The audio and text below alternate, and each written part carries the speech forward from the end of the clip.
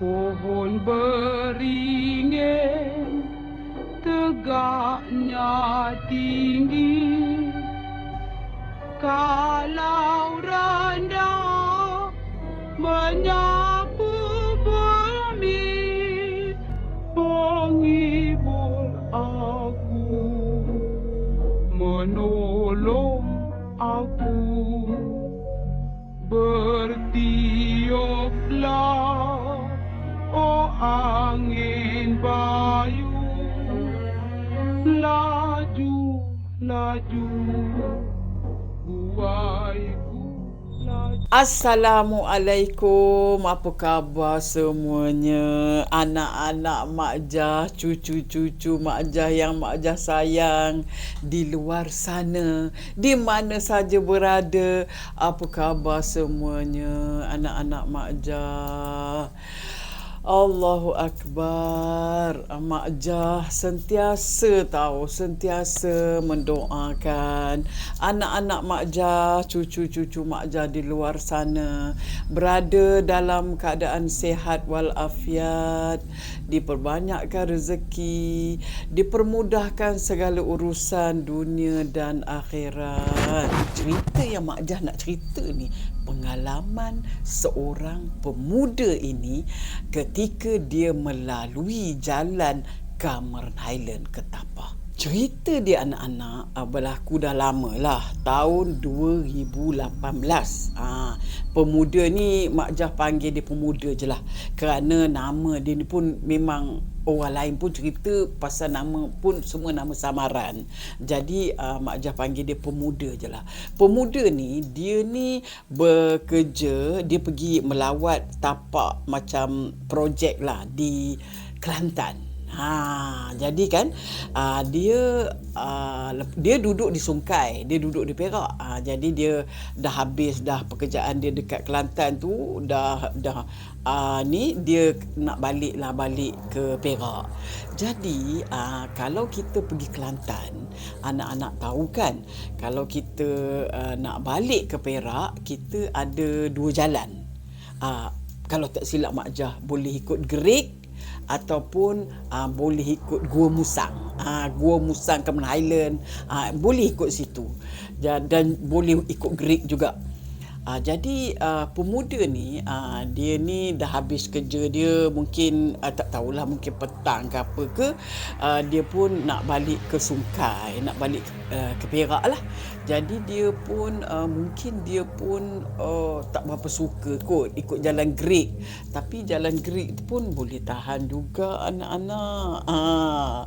Itu pun Mak Jah pernah kena juga dekat jalan Gerik tu.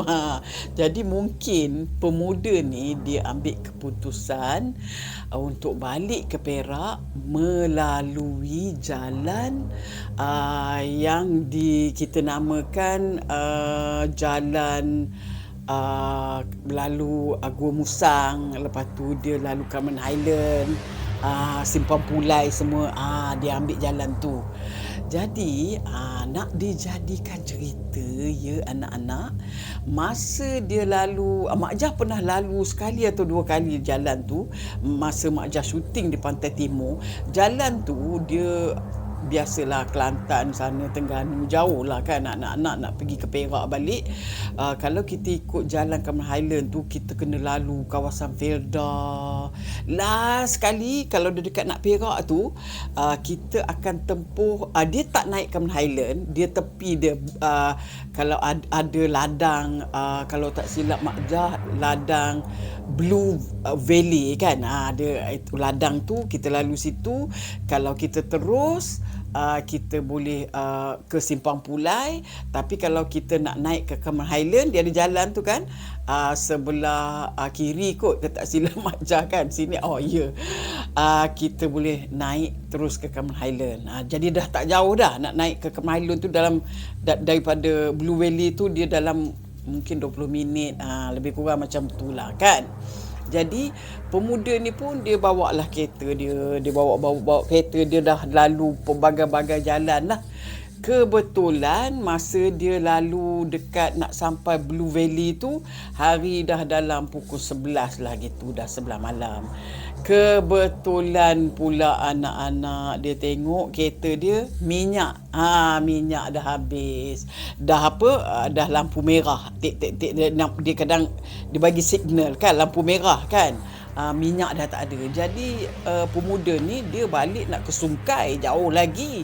Dia kena isi minyak lah. Buatnya sangkut tengah jalan malam-malam, lagi menakutkan.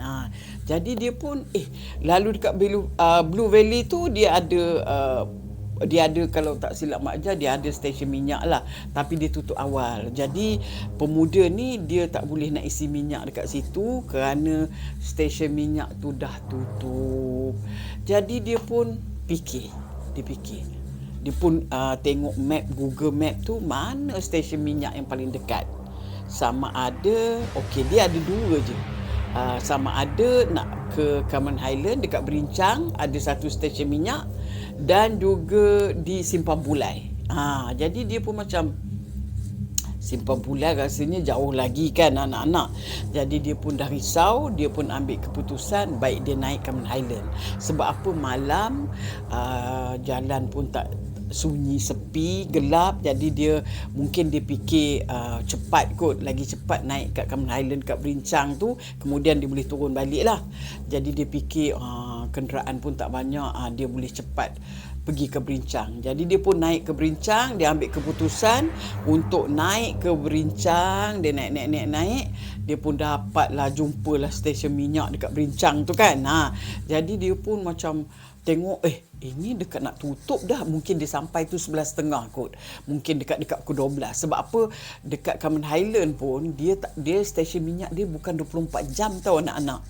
Dia mungkin 12 lebih dia dah tutup dah. Jadi pemuda ni dia pun cepat-cepat dia tengok dia orang ni betul-betul ni nak tutup dah ni. Sempat aku isi minyak cukup lah dia kata. Lepas tu dia pun pergi cepat-cepat, dia pun isi minyak dia, tengok yang pekerja-pekerja staff tu pun semua dah packing nak balik lah, dah nak tutup apa semua, lampu semua kan. Jadi dia pun sempatlah isi minyak dia. Dia pun dah dapat lah isi minyak dia pun dah lega lah. Dia pun nak balik lah. Sebelum dia nak balik, ada satu makcik. Makcik ni kata, "Assalamualaikum anak." "Waalaikumsalam," dia katakan. Makcik ni berpakaian seperti staf yang jaga minyak tu kan. Biasalah stesen minyak kan dia ada uniform dia kan. Jadi makcik ni dia pakai uniform stesen minyak tu. Jadi lelaki ni pun pandang, dia tengok, "Anak," dia tanya. Makcik ni baik, dia peramah. "Anak, dari mana?" dia tanya. "Oh, saya ni dari Kelantan." Ini semua dia ceritalah. "Saya dari sini." Lepas tu, "Nak ke mana?" makcik tu tanya. "Oh, saya ni nak ke Perak." Dia kata, "Ke Sungai lah, nak balik ke rumah balik lah." Lepas tu, "Memang penat sangat lah cik." Dia kata, "Memang jauh perjalanan daripada Kelantan semua." Oh, makcik tu kata, "Yelah, nak balik ke Perak ya?" Makcik tu kata, "Ya." Lelaki pemuda ni cakap, "Boleh tak makcik nak bagi nasihat?" Makcik ni cakap, "Apa pula nasihat ni?" "Macam ni nak," dia kata, "makcik nak bagi tahu anak, kalau anak nak balik ke Perak, anak pergi ikut jalan Blue Valley tu, ikut Simpang Pulai ya anak, jangan ikut tapah." Dia kata. Lelaki ni kata, "Nak ikut balik ke jalan Blue Valley Simpang Pulai itu kena patah balik. Aku dah dekat Berincang ni, baik aku turun ke tapah, lagi dekat, lagi senang turun pergi ke Sungai. Apa hal nak patah balik?" Dalam hati dia lah. "Anak," dia kata, "macam ni cerita dia nak." Dia kata, "Sebenarnya jalan yang Berincang ke tapah tu, jalan tu keras." Dia kata, "Banyak berlaku kemalangan. Lepas tu orang jumpa macam-macam." Dia kata, "Baik anak ikut jalan Simpang Pulai." Dia cakap dengan pemuda ni lah. Lepas tu makcik tu kata baru minggu lepas ke, dia kata baru juga kejadian berlaku pada jiran dia. Dia kata bila dia orang balik malam-malam lalu kat jalan tapah tu, dia orang kena ganggu. Dia kata dia kena kacau. Lepas tu terdemam-demam jiran dia. Oh, yelah. Pemuda ni cakap macam tu je lah. Tapi pemuda ni, dia ni terlalu penat tau anak-anak. Dia penat, dia nak balik cepat. Dia pun malas nak patah balik ke Blue Valley tu, ke Simpang Pulai. Balik, patah balik nak pergi ke Sungai. Jadi dia penat lah. Dia dah terlalu penat. Jadi dia pun macam ala-ala macam layan tak layan lah cakap makcik ni. Mungkin dengar telinga sini, keluar telinga sini kan. Dia pun macam, yelah makcik, terima kasih lah. Dia kata macam tu. Kemudian dia pun fikir, cerita ni tak tahu betul ke tak pun. Dia fikir macam tu lah. Baiklah, aku ikut je lah jalan yang tapah ni. Tu dia cerita dia. Bermula di sini anak-anak ya. Jadi inilah orang kata, kalau orang bagi tahu kita sesuatu, nasihatkan kita sesuatu, kadang-kadang kita kena dengar ya anak-anak, kerana ini yang berlaku kepada pemuda ini. Dia pun ambil keputusan turun daripada berincang tu, turun. Biasalah anak-anak, antara jalan Cameron Highland ya, Tapah dengan Simpang Pulai bagi Mak Jah. Kalau ikut Simpang Pulai, jalan dia elok sikit. Ikut Tapah anak-anak, jalan dia memang berliku-liku anak-anak. Kalau orang tak tahan, boleh keluar balik lah. Apa yang kita makan boleh keluar balik kan. Sebab dia jalan dia sangat curam, corner dia. Itu. Jadi pemuda ni dia ambil keputusan, memang dia ikut berincang pergi Tapah. Okey. Lepas tu, masa tu jam dah pukul berapa? Mungkin dah pukul 12.30, 12.45. Lebih kurang macam tu. Dan jalan tu sangat-sangat gelap anak-anak. Dia tak ada apa-apa. Jalan tu dikelilingi oleh hutan dan gunung kan. Dia tak ada, kalau tak silap Mak Jah, dia lampu pun tak ada rasanya kan. Tak ada macam lampu-lampu, tiang lampu ni tak ada. Semua jalan yang memang jalan tepi lereng gunung kan. Jadi pemuda ni dia pun jalan. Dia pun bawa kereta lah. Bawa kereta dia. Masa setengah jam, awal setengah jam ni, tidak ada apa-apa berlaku lagi anak-anak. Tetapi apabila sudah membawa kepada pukul 1 ke atas, maka berlakulah satu kejadian. Jadi pemuda ni dengan jalan yang sepi, lereng bukit yang berliku-liku, dia tak boleh bawa kereta dengan laju kerana bahaya. Dengan gelap, hanya ada lampu kereta dia saja. Lampu lain tak ada. Anak-anak boleh bayangkanlah betapa gelapnya kan di kawasan tu. Hanya nampak lampu kereta dia saja. Lepas tu tak ada apa benda pun yang lalu, lori ke, motor ke apa, tak ada siapa yang lalu. Hanya dia semata-mata di jalan tu anak-anak.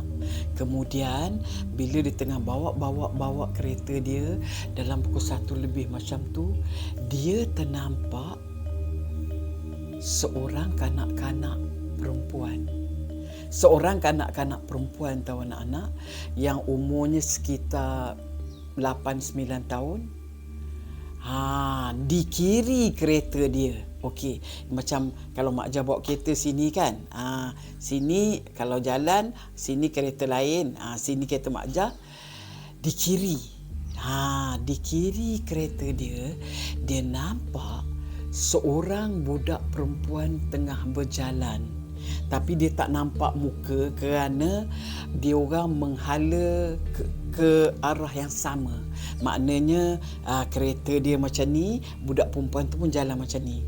Jadi dia tak nampak muka budak perempuan ni.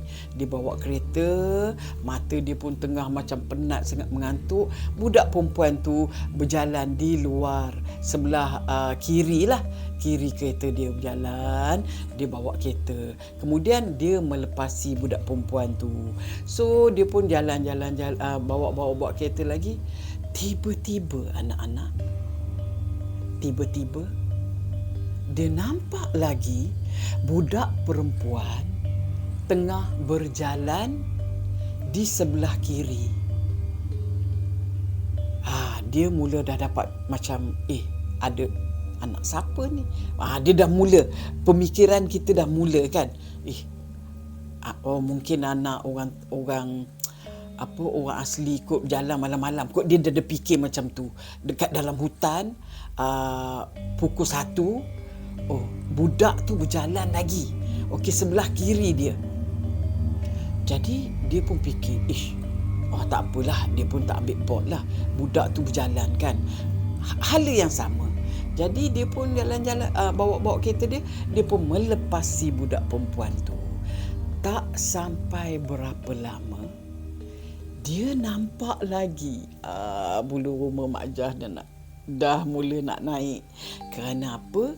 Dia nampak lagi budak perempuan tengah berjalan lagi. Seorang budak perempuan tengah berjalan. Ni dia bawa kereta kan. Kereta dia tu ada lampu lah. Lampu jalan kan. Lampu kereta dia tu. Jadi dia nampaklah tengah jalan ada apa kan. Dia nampak budak perempuan itu tengah berjalan. Tapi bukan di kiri lagi anak-anak ya. Di tengah-tengah jalan. Di tengah jalan anak-anak. Dia kalau jalan tu, kalau nak pergi Cameron Highland kan, sini kita nak turun, sini kereta nak naik. Tengah-tengah tu dia ada macam yang ada line putih tu kan. Budak perempuan tu tengah berjalan di tengah jalan yang line putih putus-putus tu. Jadi lelaki ni dah mula panik. Kerana apa? Kerana dia dah mula teringat, ini kalau tak silap budak perempuan yang sama. Ya, baru dia teringat. Kerana bajunya warna sama, rambutnya paras macam ni sama. Budak perempuan yang sama anak-anak. Tetapi dia mula, hati dia dah mula berdebar-debar. Dia dah mula ketakutan. Kerana apa? Kerana tidak mungkin budak perempuan ni boleh potong kereta dia laju.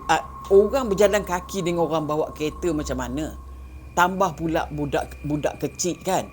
Jadi dia dah mula takut dah. Kerana baru dia terasa budak perempuan yang tengah berjalan tu adalah budak yang sama. Dan